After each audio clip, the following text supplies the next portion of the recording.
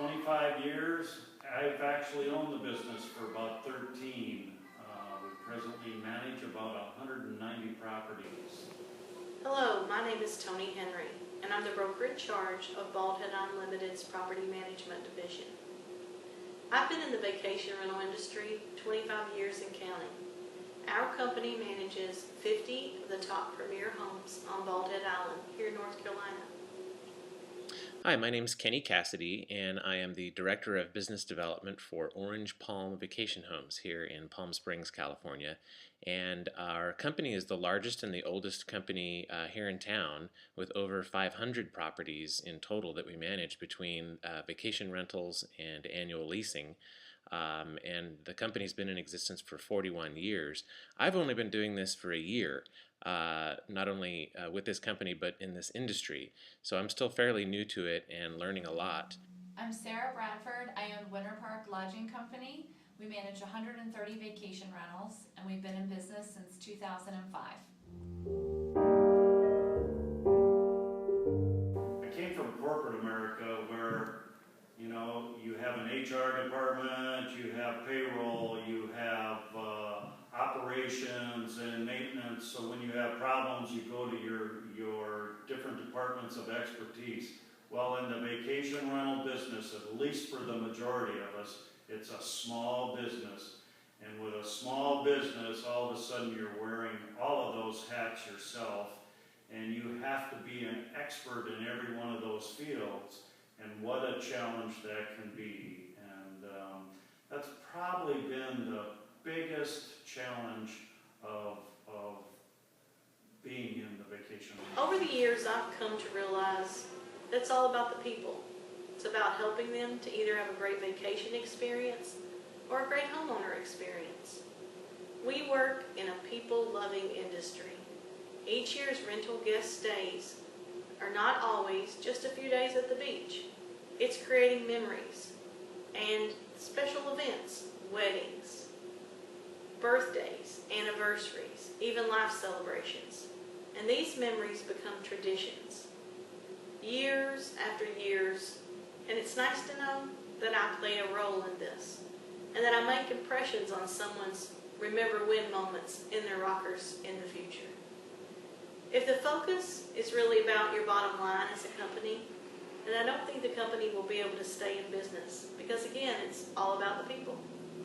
I've learned a lot of things. One thing that comes to mind though is that a lot of guests and owners can be very quick to anger, and they feel that's the way they're going to get what they want to get. But we've learned that if you kill them with kindness, you tell them you're going to do something about their problem, and especially if you sympathize with what's going on and what their problem is, you will see that their demeanor completely turns around. So don't get mean back, be very nice back, give them an action plan, and you'll be amazed at how they're probably giving you a hug by the time they're walking away. Being an active member in VRMA has probably been the number one thing that I would have done differently early on. Since I actively started participating and reaching out to VRMA members and vendors, I've seen more year after year improvements within our company. Being able to network with those others gives us the freshest ideas and the top trends that are always very important in vacation rentals. It's a known fact that the best of the best are active members of VRMA, and that the company's success, they prove it. If there was a change for your company and you were headed to grow, that's what you do. Be a VRMA member. I know it's helped me in my personal growth in my career. That's an interesting question. I think being very honest and straightforward with people is really important, and that definitely comes through in this industry where you're dealing with people's homes. They have an emotional investment in this business that they're operating, and sometimes don't see it as a business. They see it as their home that other people are coming to stay in while they're not there. So I think what I would probably do differently are those first couple of meetings that I had to bring new homes into our program, where people start talking about it from an emotional standpoint, and I didn't necessarily correct them or help them, guide them in the right direction to, hey, this is a business that you're operating and you have to treat it as such. It's going to have expenses involved because it's a business, just like any other business. You're going to have a cost of doing business, and you have to reinvest some of your revenue back into your business in order to keep it running and to grow it properly. So I think that's one of the things I learned pretty quickly, was to make sure and explain that concept to people right from the beginning, because if they have too much of an emotional tie, they're going to flip out every time something goes wrong at their house, or somebody breaks something, or something has to be replaced, lost, damaged, destroyed, whatever it might be. So if they're emotionally disconnected a little bit and treat it as a business, then it runs much better right from the beginning. There are a lot of things I would have done differently, but one that came to my mind that's very relevant right now in our business is, as we grew, I never got a bookkeeper or an accountant, just someone that did our taxes. And as the owner of the company, I would encourage you to give away some bookkeeping as soon as you can afford it, because I spent a lot of time paying bills, writing checks, doing a lot of mundane data entry versus focusing on the higher level, big picture issues that I should have been thinking about. So go hire a bookkeeper, and then you can have time to focus on marketing, getting new owners, and growing your business.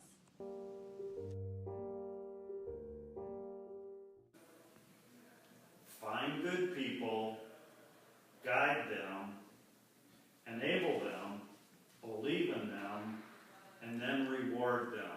Your people are going to be your biggest asset. You cannot do this by yourself. So get good people and your business will grow.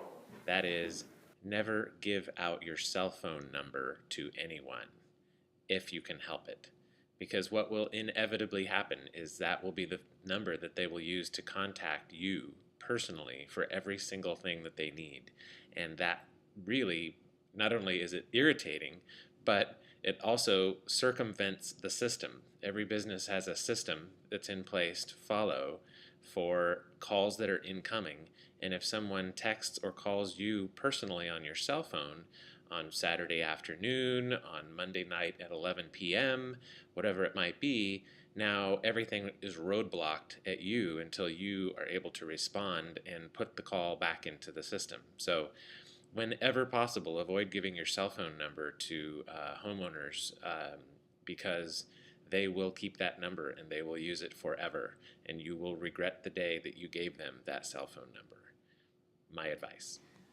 I would say the biggest piece of advice I could give as you're a small company growing is don't follow the money, and the money will follow you, as we heard at a VRMA conference by Simon T. Bailey a few years ago.